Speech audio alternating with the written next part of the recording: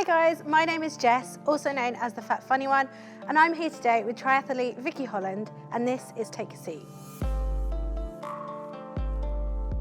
So I've got a series of props here that represent different moments in your life. So Vicky, when you were about 6, you had a pair of glasses a little bit similar to these. I had some better ones. And a very good fringe. Yes. Have you always been so fashion forward? I mean, clearly I had the best glasses. I think some of mine had multicolours all around the rims. They were my favourite pair, and always oversized. I think I was definitely ahead of the curve. According to your fellow triathlete, non-Stanford, you have a hidden talent of being able to name all 50 US states.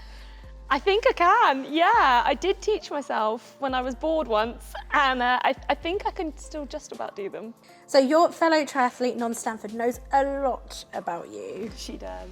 So is it weird competing against your former housemate and your best mate? Yes, you never really want to be competing against your best friends, but at the same time, we knew each other through triathlon first. We were introduced through the sport, and it's just part of our life. We know that when we're on the race course, we're competing against one another, but as soon as we finish, we're all friends and there's never any hard feelings. So Vicky, I have it on good authority that you are a massive fan of the mince pie.